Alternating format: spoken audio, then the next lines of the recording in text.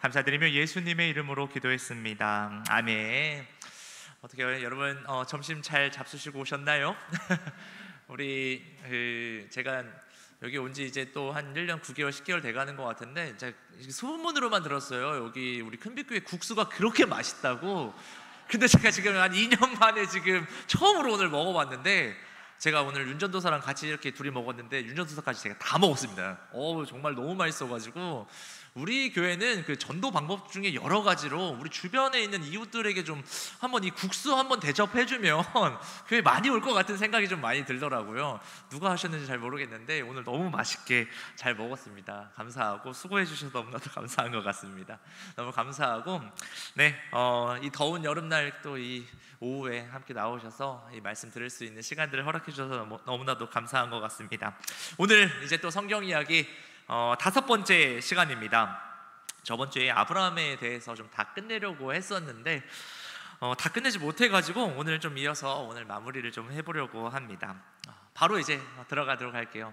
아브라함 PPT 좀 넘겨주시면, 아브라함 통해서 여러분에게 이 4가지 좀 키워드를 보려고 했습니다. 우리 한번 1번, 2번, 3번, 4번 다 한번 읽어볼까요? 시작! 믿음, 언약, 순종, 훈련. 이 4가지 요소들에 대해서 함께 보려고 합니다. 우리가 계속 봤었던 이 창세기의 그 큰 주제들을 보면요, 우리의 역사의 메커니즘이라고 하죠. 이 메커니즘을 좀 발견을 할 수 있습니다. 이 메커니즘이라는 말은 뭐냐면 최소 그 4개 이상의 요소들을 가질 때 쓰는 표현이에요. 이 4가지 요소들을 좀 발견할 수 있는데, 앞에 표 이렇게 보시면서 한번 발견해 봤으면 좋겠어요. 어떤 메커니즘을 가지고 있냐면, 하나님께서 창조하시잖아요. 천지를 창조하시고 또 우리 인간도 창조하시고, 그렇게 창조를 하셨는데 인간이 타락을 하죠. 타락하고, 이 타락이라는 것은 불순종한 것이죠. 불순종은 또 어떻게 이어지죠? 심판으로 이어지게 됩니다. 그렇게 심판을 받는데, 그 심판 가운데서 하나님께서 은혜를 베푸시는 것들을 우리가 볼 수가 있습니다. 그렇게 은혜를 베푸셔서 구원하시고 또 새로운 역사들을 만드시면 인간은 또 불순종하고 하나님을 또 대항하고 또 하나님의 심판을 받고, 그리고 하나님께서 은혜를 베푸셔서 또 한 사람을 세우시고 새로운 역사들을 일으키시는 이런 반복적인 메커니즘이 성경 계속적으로 이어지는 것을 볼 수가 있습니다. 그리고 이제 오늘 이제 아브라함을 좀 보면서요, 아브라함도 제가 이 4가지 아까 키워드를 잡았잖아요. 이 4가지에서도 똑같이 이런 메커니즘을 좀 발견할 수가 있어요. 좀 보면은 성경은 정말 이 4박자로 딱 쿵착하면 거의 다 맞아 떨어지는 게 있는데, 살짝 마이크가 울리는 것 같아요. 우리 방송을 살짝 제 소리를 줄이면 괜찮을 것 같습니다. 아브라함 보시면요, 이 패턴도 참 놀라운데요. 첫 번째가 우리가 믿음이잖아요. 첫 번째 믿음이고, 두 번째가 언약이고, 세 번째가 순종, 네 번째가 이제 훈련입니다. 이 아브라함의 키워드를 보면서요, 이것을 우리 지금을 살고 있는 우리 현대인들에게도 이거를 좀 적용해 볼 수 있는 메커니즘인 것 같아요. 뭐냐면, 하나님께서 우리를 택하시잖아요. 우리를 택하여 주시고 우리가 회개하면요, 성령을 선물로 주십니다. 그러면 우리에게 첫 번째 믿음을 우리에게 허락을 해주십니다. 그 믿음이 생기면요, 우리의 삶은 하나님의 말씀에 이제 순종하게 되는 겁니다. 그럼 그 언약대로 하나님의 놀라운 은혜를 입어서 약속의 말씀대로 우리가 이제 복을 받게 됩니다.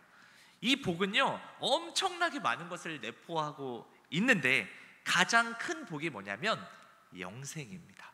영생은 뭐냐면 유일하신 참 하나님께서 보내신 예수 그리스도와 보혜사 성령, 이 바로 삼위일체 하나님이 우리에게 가장 큰 복인 거예요, 여러분.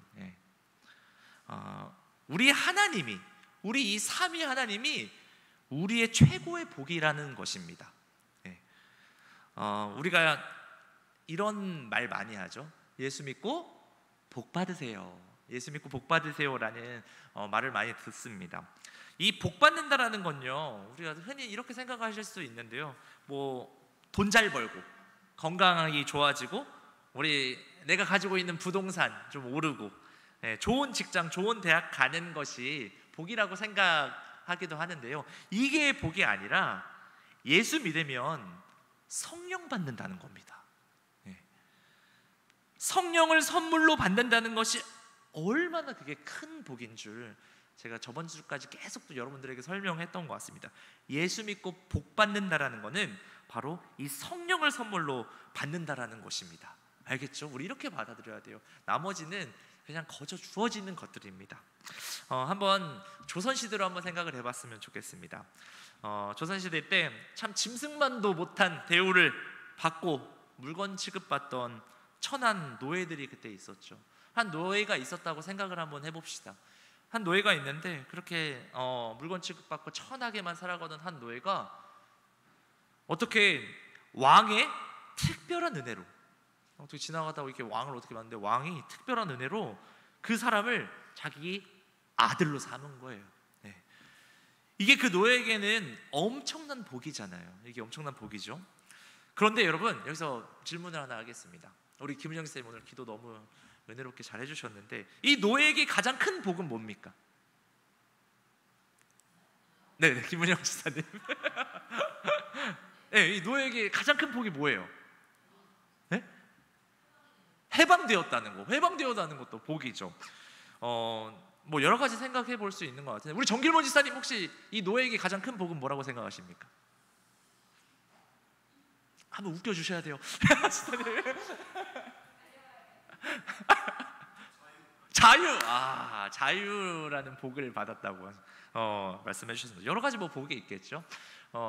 이 사람이 이제 왕의 자녀 됐으니까 하루 세끼, 그 전까지는 잘 못 먹었다고 생각이 들 것 같은데 하루 세끼 먹여주는 게 이 사람에게 참 복일까요? 네.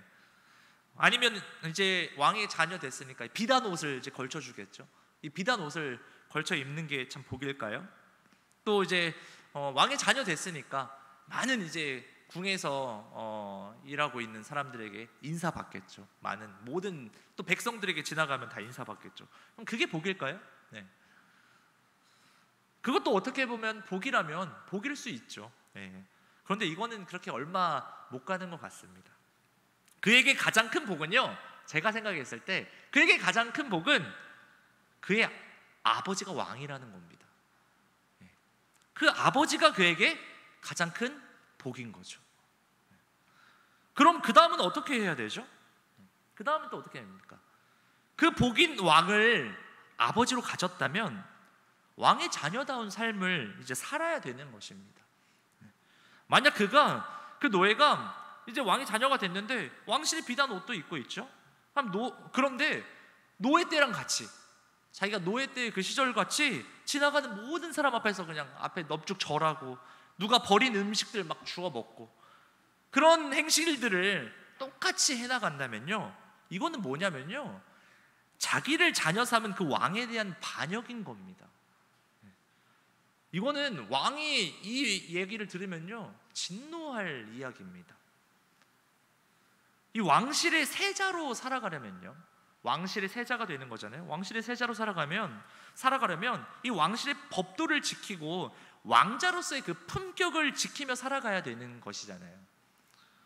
마찬가지입니다. 마찬가지로 우리도 하늘 아버지의 자녀로서 그리고 예수 믿는 자로서 그 하늘 아버지의 뜻과 법 아래에 순종하는 우리도 훈련을 해야 하는 것입니다. 무엇을 우리가 순종하고 무엇을 훈련해야 할지, 또 오늘 아브라함의 이 세 번째 이야기를 들으시면서 각자에게 주시는 그 성령의 메시지를 들으실 수 있기를 축원합니다. 아멘.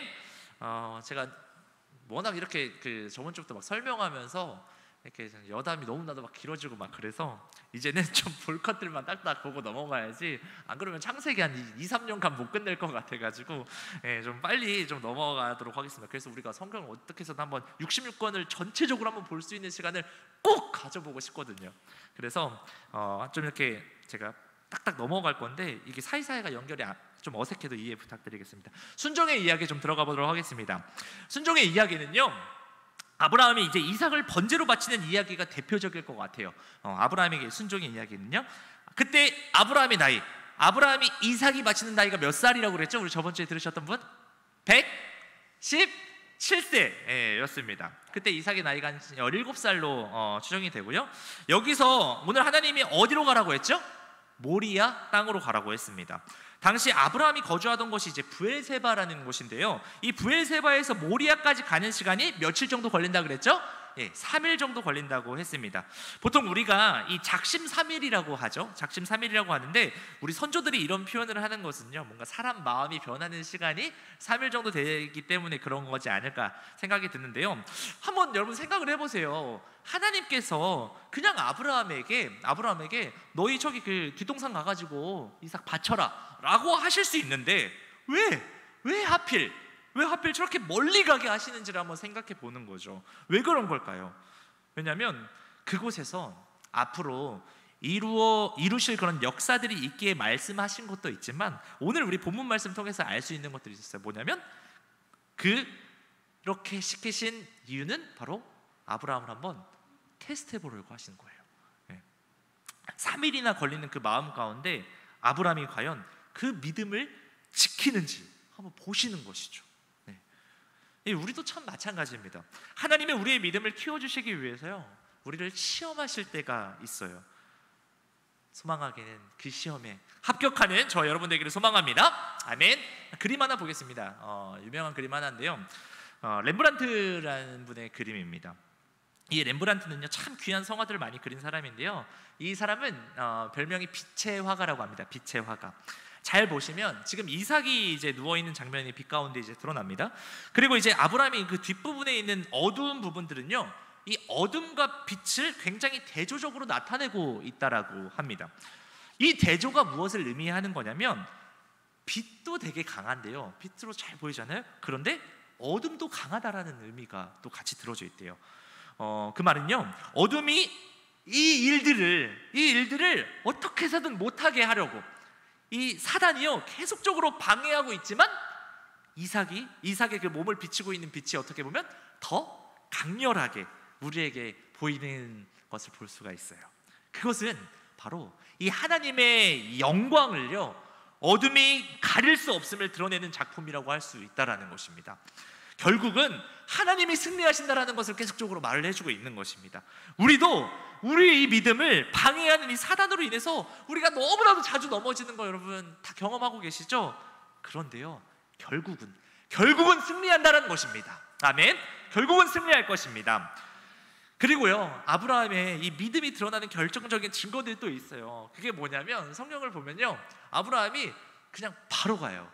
바로 가는데 어떻게 가냐? 아내랑 상의를 하지 않습니다. 아내랑 상의가 없었다라는 겁니다.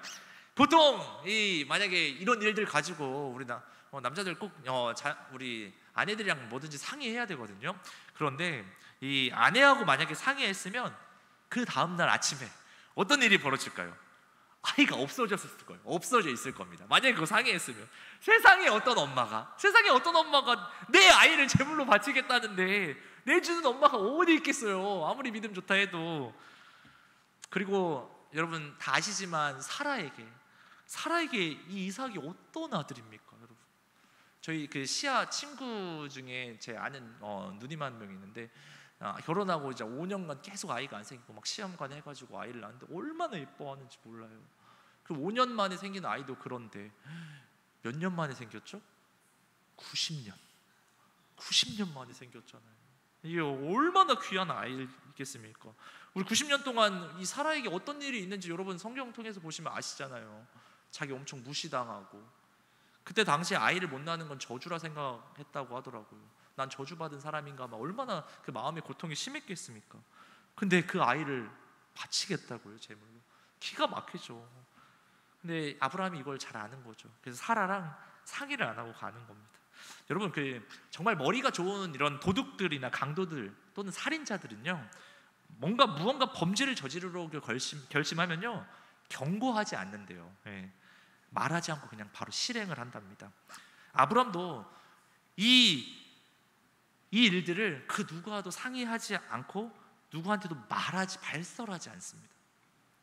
그 장면이 또 나와요. 어떤 장면이 나오면요, 아브라함이 이제 이삭을 데리고 모리아산에 거의 도착했을 때 하인들은 또 데리고 가거든요. 함께했던 하인들에게도 오지 말고 거기서 기다리라고 하고 이삭이랑 딱 단 둘이만 갑니다. 왜냐하면 이것도 아브라함이 경계하는 거죠. 뭐냐면 하인들이 같이 가봐요. 그러면 갑자기 아브라함이 이삭 죽이려고 하면 그 하인들이 가만히 있겠습니다.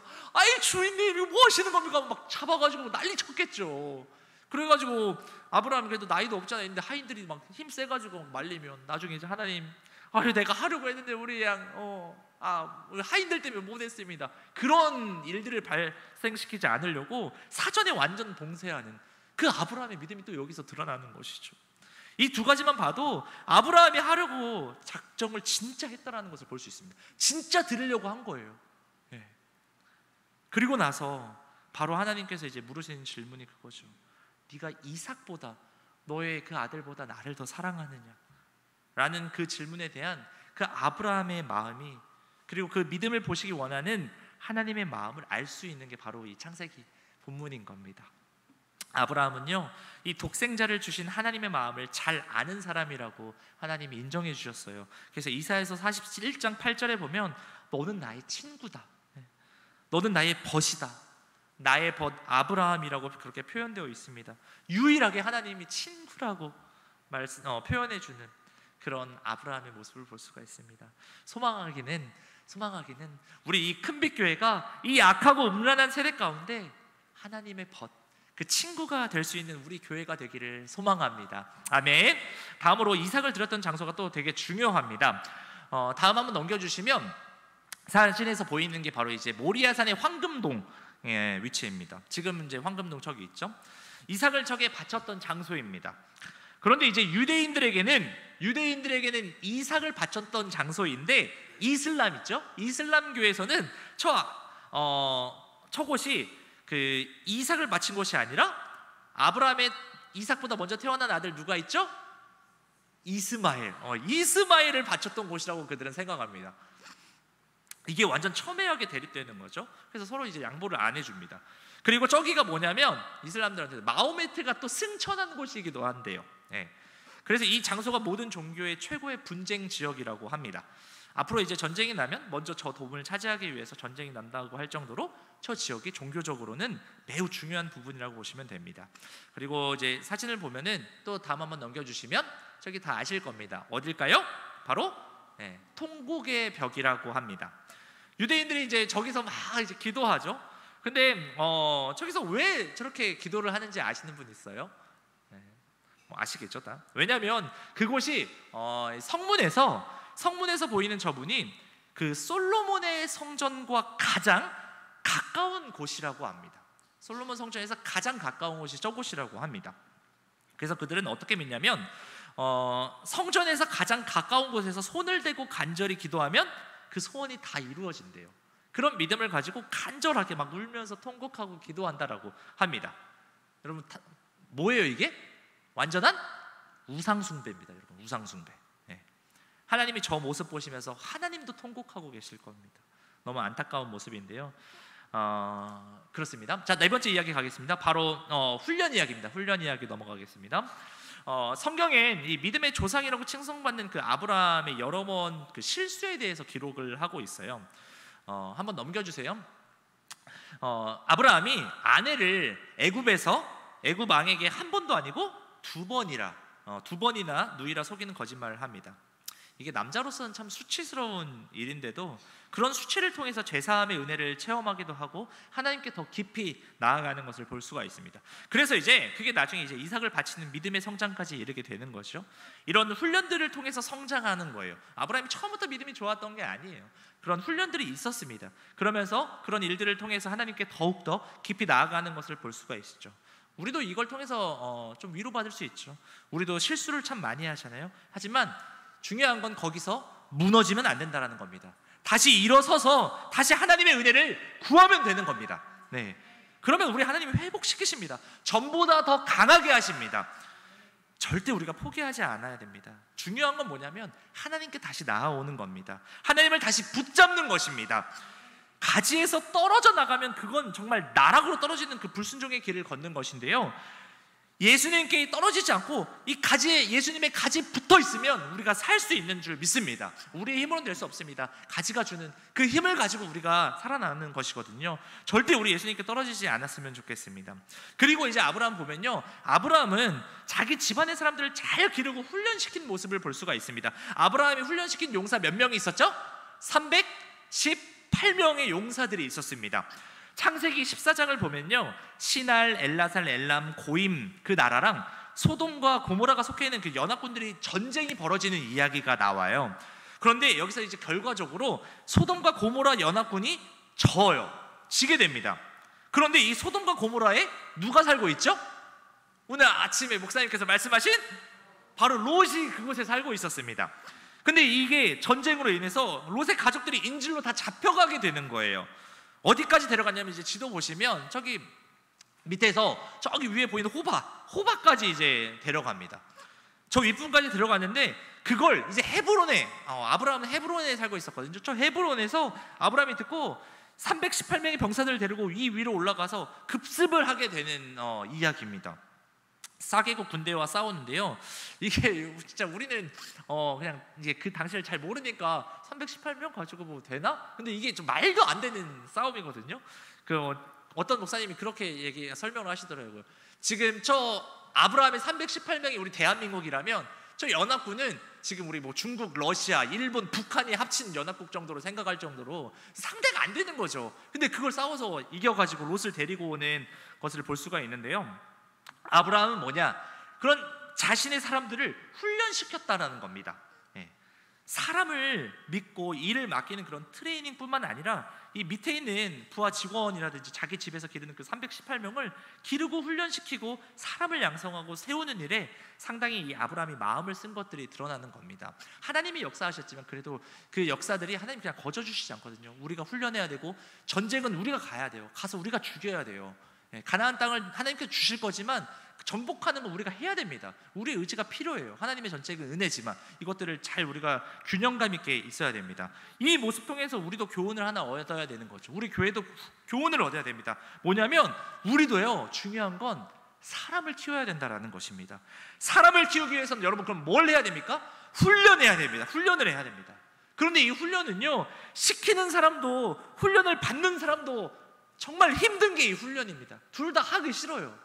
훈련 받는 사람들도 싫지만 훈련 시키는 사람들도 있고 되게 힘든 거거든요. 하지만 이 훈련은요, 우리를 성장시킵니다. 근데 하나님이 원하시는 것들이 우리가 이 훈련 받기를 원하시는 것을 우리가 알아야 됩니다. 그래서 우리 교회는 훈련을 받아야 됩니다. 교회 안에서의 이 훈련도 참 여러 가지가 있지만 우리가 훈련은 여러분 막 우리가 좋아서 하는 게 아니에요. 하기 싫은 걸 다른 나의 이웃을 위해 헌신하는 거예요. 그게 우리가 지금 교회 안에서 하는 훈련들입니다. 여러 가지 훈련이 있지만 우리 이 교회 안에선 내 이웃을 위해서 예수님 말씀하시고 하나님 사랑하는 거에 우리가 힘쓰고 내 이웃을 내 몸과 같이 사랑할 수 있는 그 이웃 사랑에 대한 헌신과 훈련이 필요한 것입니다. 그래서 우리도 훈련을 해야 됩니다. 우리 교회는 지금 무슨 훈련을 하고 있습니까? 돌아보는데 제가 오늘 그래서 한 가지 훈련을 좀 제안하고자 합니다. 우리 목사님 매주 강조하시는 우리 주변을 좀 정리하는 그 청소 훈련부터 한번 해봤으면 좋겠는데요. 따로 시간 내서 오라고 하는 거 아닙니다. 그냥 뭐 우리가 교회 막 외부 창문 막 닦으라고 막 매달려가지고 그런 것도 아니고 우리 김경식 장로님 매주마다 진짜 우리 화장실 막 여기 주변 다 청소하시고 우리 이강 장로님이랑 같이 하시는데 그런 헌신을 여러분들에게 요구하는 게 아닙니다. 그분들처럼 그저 그냥 우리가 내가 예배드리고 있는 이 그냥 자리, 여러분들이 그냥 지금 앉아있는 그 자리 주위에 쓰레기만 좀 주워주시고 오후 예배 마치고 우리가 청소하는 분들과 함께 그냥 딱 5분 하거든요. 우리 5분만 그냥 주위에 있는 먼지들 물티슈로 한번 닦아주시고 그냥 같이 참여하는 겁니다. 우리 이렇게 좀 오후 예배 나오시는 분들은 그래도 우리 교회에서 훈련되신 분들이잖아요. 우리가 함께 사용하고 있는 이 예배당, 우리 예배 마치고 함께 청소하는 것에 우리 다 같이 좀 동참할 수 있었으면 좋겠습니다. 여러분 10분 안에 다 끝나거든요. 함께 좀 우리가 한 마음 되어서 한 뜻 돼서 좀 내가 귀찮고 싫지만 함께 할 수 있는 그런 훈련들을 우리가 조금씩 해나갈 수 있었으면 좋겠습니다.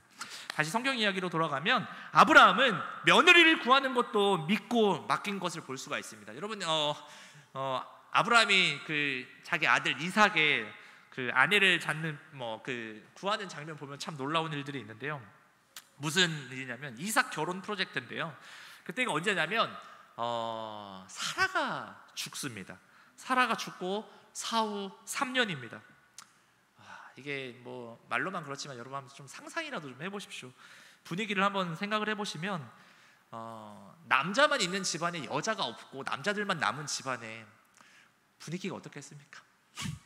여러분, 그 아브라함 나이는 140세, 그리고 아들은 나이가 40세 노총각. 집에 무슨 기쁨이 있겠습니까? 그냥 맨날 하는 얘기가 밥 먹자, 자자, 뭐 그런 이야기들 뿐이지 않겠습니까? 뭐 그런 집안 분위기에서 이제 하나님께서 참 보시기 좀 안타까웠는지 이제 이삭의 짝을 구해주는 프로젝트가 시작이 됩니다. 그때 이제 어떤 방법들을 사용하냐면 아브라함이 누굴 보내냐면 늙은 종을 보냅니다. 늙은 종. 자기 아들, 자녀의 아내를, 자녀의 배우자를 구하는데 늙은 종을 보내요. 우리 이삭의 마음이 어땠을지 참 모르겠습니다. 근데 그 늙은 종을 보내요. 그 집에 있었던 그 늙은 종을 고향 하란에 보냅니다. 그 먼 곳까지 보내는데 이 무익한 종의 자세를 한번 좀 주목해 보기도 해야 될 것 같습니다. 이 종이 나의 늙음을 생각하지 않고 그냥 주인과 도련님을 생각하고, 나의 늙음을 생각하지 않고 그냥 나의 종됨을 생각하면서 그 먼 곳까지 순종하면서 가는 모습을 봅니다. 여러분, 종은요 주인 닮아가는 겁니다. 예. 다 리더를 닮아가는 거예요. 그 모습들을 볼 수가 있습니다. 그러면서 이 종이 나의 늙음을 생각하지 않고 주인과 도련님을 생각하고 그 자기의 종된 걸 생각하면서 자기의 이런 환경, 가난, 형편 이런 거 생각한 게 아니라요, 그냥 나의 주인 되신 하나님의 명령을 따르는 이 모습들을 볼 수가 있습니다. 그런데요, 우리는 이런 모습들이 있죠. 그냥 나의 환경, 나의 모습 이런 것들 생각하면서 어떻게 보면 하나님께 세우신 리더들에게 순종하지 못하고 하나님의 명령들을 우리가 따르지 않고 항상 거부하는 우리의 모습들이 또 참 많이 있는 것 같습니다. 내 생각, 내 중심의 가치관이 형성돼 버리면요 뭐든 못해요. 다 할 수가 없어요. 그냥 안 되는 것만 보이는 거예요. 이 늙은 종을 통해서 우리도 좀 배울 수 있었으면 좋겠습니다. 며느리 구하는 일에 이 늙은 종을 보내면서 주인과 도련님의 마음에 또 들어야 되는 거잖아요. 데리고 왔는데 갑자기 아브라함이랑 이삭이 진짜 마음에 안 들어 막 그러면 진짜 이거 큰일 나는 거잖아요. 그런데 이 늙은 종이 가서 기도하면서 하나님께서 허락하신 그 리브가를 데리고 옵니다. 그러면서 그 이삭이 뭐라고 하죠? 보면서 너무 마음에 들어 하는 모습들을 볼 수가 있죠. 여기서 보면은 같은 마음, 같은 눈, 같은 뜻을 가지고 있는 것이 너무나도 중요합니다. 한 마음과 한 영이 되는 것. 우리 교회 안에도 이게 필요한 겁니다. 우리가 다 한 마음, 한 뜻 되고 한 영으로 우리가 사역하고 이 교회를 섬길 수 있는 우리 모두가 되기를 소망합니다. 아멘. 자, 그렇게 아브라함의 모습들, 함께 우리가 동역하는 자세들을 볼 수가 있었습니다. 여기서 우리가 또 하나 볼 게 뭐냐면, 며느리를 구할 때 어떻게 보면 아버지가 자기 아들을 어떻게 보면 잘 알 거 아니에요. 그런데 자기가 안 가고 자기 늙은 종을 보내면서 보이는 게 뭐냐면, 또 자기 고향에 보내요. 늙은 종을 고향에 보내서 그 며느리를 데려오게 되는데, 아브라함이 갈 수 있는데 아브라함이 안 가는 게 뭐냐면, 자기 고향은요 어떻게 보면 안식처잖아요. 네, 안식처고 나의 어떻게 보면은 휴식처이고 그런 공간일 텐데, 아브라함은요 이 자기의 고향을 다시 돌아가려고 하지 않습니다. 거길 아예 가려고도 하지 않습니다.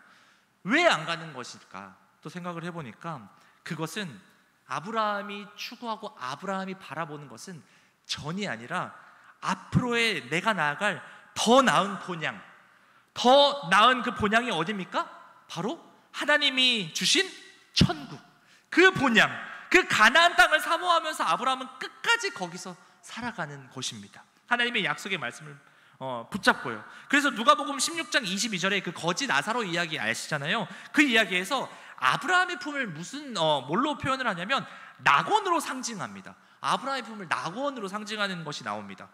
모세 품도 있고 엘리야 품도 있고 많은 품이 더 있는데, 왜 하필 그 아브라함 품이라는 표현을 예수님이 썼냐면, 이것을 생각해 보니까 아브라함이 이 본향을 생각했는데 그는 자기의 고향이 아닌 우리의 진정한 본향, 그 천국을 끝까지 소망했다는 것을 예수님 보장해주고 있다는 것입니다. 아브라함은요, 자기의 고향, 자기가 원래 그 육신의 고향을 품었던 게 아니에요. 영적인 그 고향, 그 가나안 땅, 그 하나님의 나라, 그 본향을 꿈꾸며 갔다라는 것을 예수님이 보증해주고 있으신 것을 볼 수가 있는 것입니다. 그래서 이제 우리가 장례식장에서 아브라함의 품에 안기게 해주시고 막 이렇게 기도하기도 하거든요. 그 아브라함이라고 하는 이유가 바로 이것인 것이죠. 영원한 본향을 사모하는 그 아브라함의 모습, 그것이 우리에게도 적용되는 것 같습니다. 우리도 우리의 그 좋았던 막 그런 시절로 돌아가는 것이 아니라 우리가 그 하늘 소망을 품으며 살아가는 우리 모두가 되기를 소망합니다. 아멘. 그리고 이제 아브라함의 유언이 또 중요합니다. 뭐냐면 여러분, 그 사람이 죽을 때, 살아있을 때 말보다 죽을 때 한마디가 이 살아있을 때 100마디 1000마디 말보다 더 강력하다고 합니다. 하나님께서 어떻게 약속을 했죠? 아브라함한테 롯과 분리되는 그 관계 가운데 보면서 아브라함한테 너무 기뻐가지고 하나님께서 이런 말씀을 하시는데요, 네가 밟는 땅, 우리 저번 주에 봤죠? 네가 밟는 땅 다 준다고 하나님 약속하셨어요. 네가 밟는 땅 다 준다고. 어떻게 보면 백지수표 하나 준 거나 마찬가지입니다. 우리 같으면 어떻겠습니까? 하나님 그 말씀하시면 그냥 아주 미친 듯이 밟으러 다닐 겁니다. 여러분 톨스토이의 단편소설 아시는지 모르겠습니다. 인간에게는 얼마만큼의 땅이 필요한가라는 책이 있는데, 거기서 보면요, 그 주인공이 어떤 그 대회에 나가서 자기가 아침에 시작해가지고 해질녘까지만 들어오면 너가 밟았던 그 땅 전체를 다 주겠다고 하거든요. 그래서 아침부터 그 사람이 소작농인데 열심히 이제 뛰어갑니다. 드디어 나에게도 땅이 생긴다. 근데 가면 갈수록 땅이요, 더 좋은 땅이 많이 나오는 거예요. 그래서 막 더 얻고 싶어가지고 막 가고 근데 시간이 너무 많이 된 거예요. 이제 돌아가야 된다, 돌아가야겠다 해가지고 열심히 이제 돌아갑니다. 그리고 결승선에 딱 도달했을 때 그는 죽는 모습을 볼 수가 있습니다. 그래서 결론이 뭐였죠? 인간에게 필요한 땅은 3평밖에, 자기가 묻힐 그 3평밖에 안 된다는 그 결론인데요, 이게 톨스토이가 크리스찬이고 이것도 기독교 작품인데 아브라함도 이 말인 거죠. 땅에 대한 욕심, 그런 것들이 있는데 아브라함은 하나님이 백지수표를 제시했는데도 아브라함의 행동이 어떤지 아십니까? 그런 거에 관심이 없어요. 뭐 땅 갖는 데 관심 없어요. 그 땅을 찾고 땅을 얻는 것에 대한 관심이 별로 없고, 아브라함은 이런 유언을 남깁니다. 자신의 무덤을 헤브론 마브레 막벨라 굴에 장사하라고 유언을 하는데요, 이 뜻이 잘 보시면 사진 하나 보내주시면, 여기입니다. 지금 이제 현대의 모습이고요. 헤브론 마므레 막벨라 굴인데, 이 헤브론의 뜻은 지역 이름이면서 보통 명사로 교제의 자리라고 합니다. 교제의 자리. 마므레 뜻은 뜨겁다라는 뜻을 가지고 있는 거죠. 그래서 이 아브라함은 땅보다는 유언을 이걸 남기는 거예요. 바로 하나님과 뜨겁게 교제하는 것에 온통 관심을 가지라고, 그런 유언을 남긴 겁니다. 땅 주겠다는 것 우리 입장에서는 이해 못하죠. 근데 이 유언으로서 후손들에게 말을 해주는 겁니다. 얘들아, 땅 얻는 거 아무 소용없어. 그 돈 아무 의미 없어. 그저 하나님과 뜨겁게 교제하다가 와라. 하나님과 뜨겁게 교제하고 와라. 이것을 유언으로 남긴 것입니다. 이게 하나님이 아브라함을 통해 주시는 참 좋은 메시지인 것 같습니다. 그래서 그 막벨라굴 마므레 헤브론 땅, 그래서 결국 어떻게 되었냐면요, 그 땅을 통해 가지고요, 나중에 다윗이 그곳에서 왕이 됩니다. 그리고 그 지역, 그 장소, 그 아브라함이 교제했던 바로 그 장소에서 기름 부음 받고 이스라엘 왕이 되는 겁니다. 그래서 하나님과 뜨겁게 교제했던 장소의 기름 부음이 다윗에게도 그대로 흘러가고, 다윗이 이제 끝까지 하나님과 교제하는 삶을 살 수 있는, 그러면서 그게 계속적으로 이어져서 예배하는 장소로 이어지는 것들로 볼 수가 있습니다. 이 장소가 더 너무나도 중요한 것이죠. 그래서 우리가 이제 기도할 때도요, 항상 좀 내가 좀 구별된 그런 기도의 자리들이 여러분들도 있었으면 좋겠습니다. 저도 딱 좀 구별된 장소를 기도할 때는 하나님과 나의 1대1로 교제할 수 있는 그 장소가 좀 구별되게 있었으면 좋겠습니다. 가장 구별된 곳은 우리 교회죠. 교회 와서 기도하는 게 가장 좋죠. 우리가 기도할 수 있는 게 좋은데, 혹시 교회 못 오고 혼자 집에서 기도하셔야 될 때 있으면 꼭 자기만의 그 기도의 자리가 있었으면 좋겠습니다. 제가 참 도전됐던 게 뭐냐면, 우리 한소석 집사님, 제가 얘기를 자주 하는데, 한소석 집사님은 진짜 어려운 일 있으면 이불 뒤집어 쓰고 거기서 바로 무릎 꿇고 기도하신대요. 이불 밑이 하나님과의 교제하는 곳인 겁니다. 자기만의 하나님과의 구별된 장소들을 꼭 만드시면 좋겠습니다. 좋습니다. 다음은 아브라함의 이름입니다. 하나님이 아브라함 이름을 창대하게 하는데요, 이슬람은 예수님을 믿지 않지만요, 아브라함은 또 인정합니다. 아버지로 보는 거죠. 이스마엘의 아버지니까요. 그들은 이스마엘을 믿거든요. 예. 유대교도 기독교도 가톨릭도 아브라함을 인정합니다. 유일하게 전 종교에서 이렇게 추앙받고 인정받고 있는 게 아브라함입니다. 왜 그런 거죠, 여러분? 하나님이 약속하셨잖아요. 너의 이름을 창대하게 한다고 말씀하셨어요. 그 약속의 말씀을 신실하게 이뤄나가시는 거 우리 지금도 알잖아요. 지금 다 아브라함은 인정해요. 예수님은 인정 안 하는데 아브라함은 인정해요. 그렇게 아브라함의 이름을 창대하게 하십니다. 지구의 절반 이상이 이 아브라함을 안다고 합니다. 그래서 그의 이름을 창대하게 한다고 한 것이 지금 그 말대로 그대로 이루어지는 것이죠. 오늘 좀 저와 또 여러분에게도 좀 도전을 드리면서 마치고 싶은데요, 과연 지금 우리 교회의 어떤 부분을 우리 아이들이 좀 닮았으면 여러분 좋겠습니까? 그럼 한번 생각해 보세요. 우리의 모습 중에 어떤 부분들이 이거 좀 우리 어른들 닮았으면 좋겠다라고 생각하시는 게 여러분 뭐가 있다고 생각하십니까? 우리 어른들의 어떤 모습을 우리 아이들이 물려받기를 좀 원하십니까? 지금 우리의 모습들을 우리 아이들이 다 보고 있거든요. 지금 우리 어른들 여기 계시지만 우리 청년들이 지금 옆에서 다 보고 있잖아요. 안 보는 것 같지만 다 보고 있습니다. 그리고 그 모습을 또 보고 배우고 있습니다. 우리가 좀 귀한 것을 물려줄 수 있는 우리가 되기를 소망합니다. 네. 하나님을 뜨겁게 사랑하는 그 믿음을 남겨주시고 주님의 이 몸된 교회를 사랑하는 그 마음과 헌신을 남겨주시면 좋겠습니다. 아멘. 저는 또 저 나름대로 저희 교육부서 아이들에게 뜨겁게 예배하고 그 하나님의 말씀을 그들의 마음에 심기고 남기려고 애쓰겠습니다. 우리 성도님들도 이 소중한 교회, 하나님께서 우리에게 허락하신 이 소중한 우리 큰빛교회, 이번에 제가 그 여름성령학교 어제 다녀왔는데 어떤 여자분이 저에게 와서 그 인사를 하시는 거예요. 목사님 잘 계시냐고. 그래서 막 말씀하시면서 자기가 90년대 초에 저희 교회를 다녔다고 하시더라고요. 그러다가 이제 서울로 이사 가게 되면서 못 왔다가 다시 이제 송천동으로 이사 가면서 그 근처로 있는 교회로 갔다고 하는데, 그분이요, 교회 잘 있냐고, 우리 교회 괜찮냐고 하시면서 계속 물어보시면서 우리 교회 어제 상품 탔거든요. 상품 탈 때 자기 교회보다 막 더 좋아해 주시는. 네. 이 지역에요, 정말 많은 영혼들이 우리 큰빛교회를 통해 가지고 복음을 접하고 예수를 믿어서요, 지금 뿔뿔이 흩어져서 각자 하나님께서 허락하신 그 하나님의 교회를 위해 충성하고 헌신하고 있는 모습을 전 어제 그분을 통해서 봤습니다. 그리고 그 여름성령학교 전북지회도 대표님도 저희 교회를 또 오셔서 또 한 1년 정도 다니셨다고 그러더라고요. 엄청 귀하게 사역하시거든요. 안 거쳐가신 분이 없어요. 보면 너무 귀하게 그렇게 헌신하고 있는 모습을 봤는데요, 많은 이들의 그 믿음의 추억이 담긴 이 공간이에요.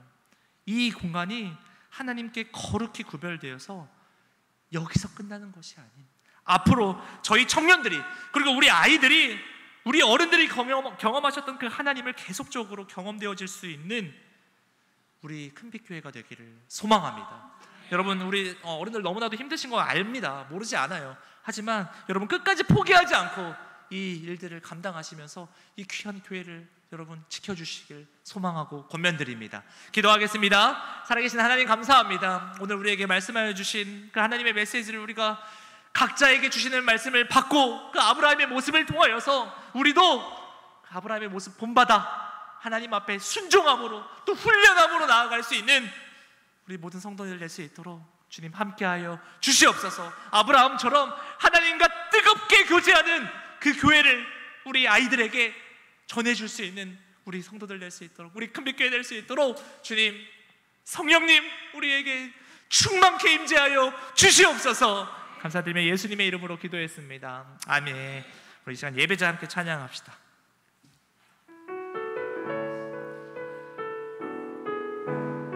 사람들은 그럽니다. 좋은 교회 가고 싶죠. 네, 좋은 프로그램 많고 말씀 잘 전하는 그런 목회자 있는 곳으로 가고 싶고, 좋은 교회 참 많죠. 그런데 하나님께서 우리에게 허락하신 교회는 큰빛교회인 줄 믿습니다. 여러분, 하나님이 여러분을 보내셨어요. 이 교회를 통해서 하나님께서 하실 일들이 분명히 있다라는 것입니다. 우리 여러분, 자부심을 가질 것 중에 하나가 전 이거라고 생각합니다. 초등학생 한 명 있고 한 명 있는 그 교회에서 계속적으로 이 예배를 위해서 헌신하고 교역자 이렇게 2명 써가면서 하는 교회가 여러분 얼마나 있을 것 같습니까? 대한민국 교회 지금 교역자 부족해서 다들 난리거든요. 대형 교회도. 근데 근데 우리 큰빛교회 이렇게 할 수 있는 거 정말 하나님의 놀라우신 은혜가 있고 분명한 이유가 있다라는 것입니다. 우리 어른들 함께 힘내주셨으면 좋겠습니다. 함께 우리가 한마음 되어서 정말 이 귀한 교회 계속적으로 다음 세대 예배들이 이어져 나갈 수 있도록, 그리고 아무도 예배하지 않을지라도 그곳에서 예배할 수 있는 우리 모두가 되기를 소망하면서 함께 고백했으면 좋겠습니다. 아무도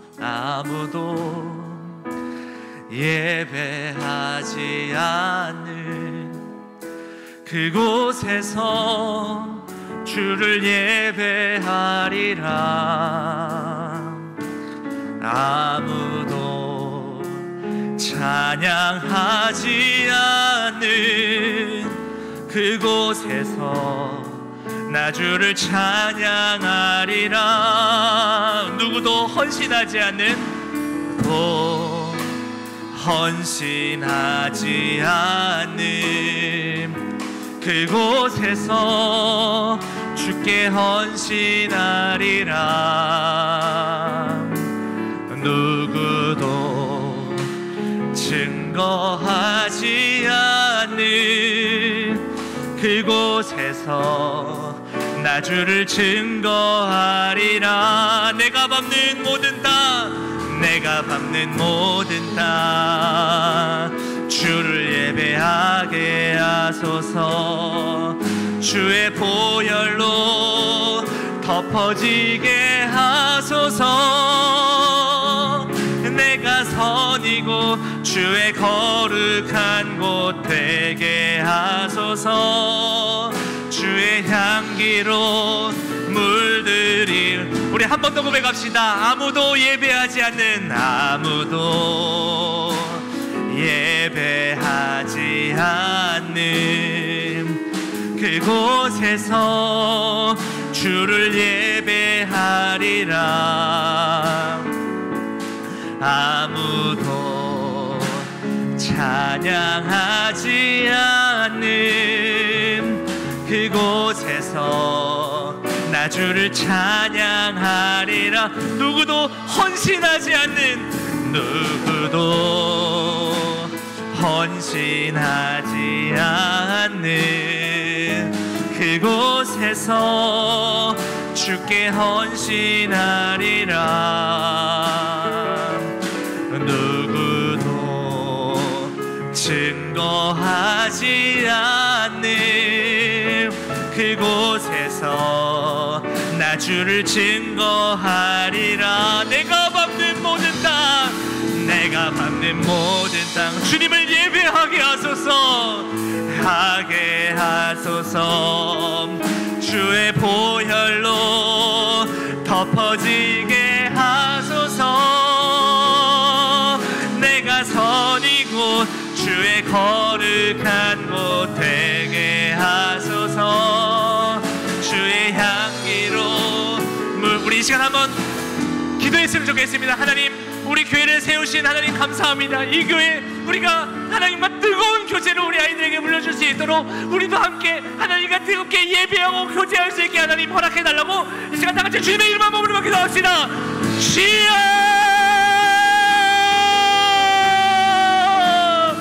하나님, 주께서 우리 금백교회를 세우시고 하나님 43년만 한 번도 빠지지 않고 계속 예배할 수 있게 허락하셔서 감사합니다. 아버지여, 우리 마음 가운데 더 좋은 교회 가고 싶고, 아버지야 하나님 더 좋은 데로 하나님 이동하고 싶은 마음도 많이 있겠지만 하나님께서 우리를 이곳에 보내셨고 아무도 예배하지 않고 아무도 헌신하지 않으려고 하는 이곳에서 하나님 말하며 하나님 의지하며 하나님과 뜨겁게 교제하며 살아갈 수 있는 우리 교회 되게 하여 주시옵소서. 우리 아이들 적지만 하나님께서 보내셨습니다. 우리 아이들에게 하나님과 뜨겁게 교제하는 그 교회, 그 거룩한 하나님 자리로 우리가 남겨줄 수 있도록 아버지여 우리 가운데 세임을 허락하여 주시옵소서. 주님을 의지합니다. 하나님 우리 가운데 함께하여 주시옵소서. 우리 한마음 되게 하여 주시옵소서. 우리 성도들 싸우지 않게 하여 주시고 서로 마음 상하지 않게 하여 주시고 하나 되어 한 뜻 되어 한 명 되어 함께 하나님 걸어갈 수 있게 하나님 함께하여 주시옵소서.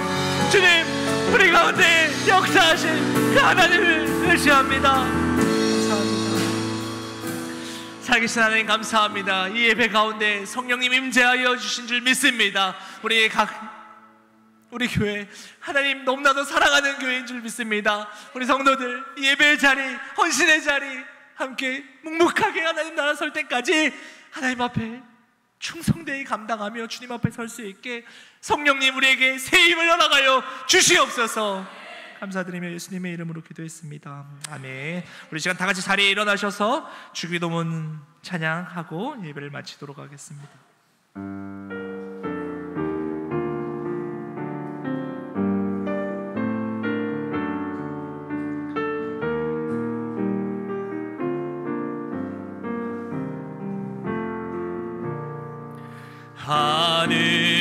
하늘에 계신 아버지 이름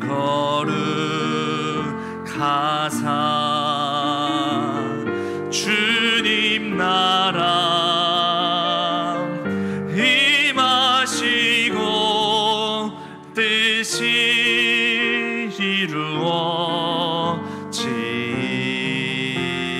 이루어지이다.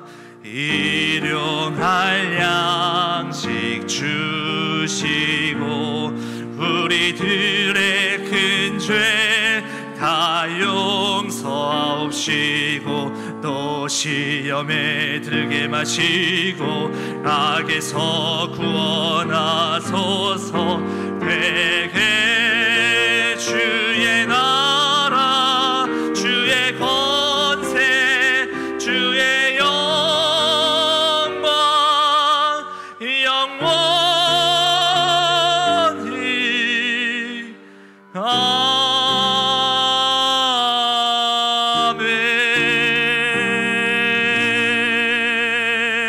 아멘. 예배 마치겠습니다. 조심히 들어가십시오.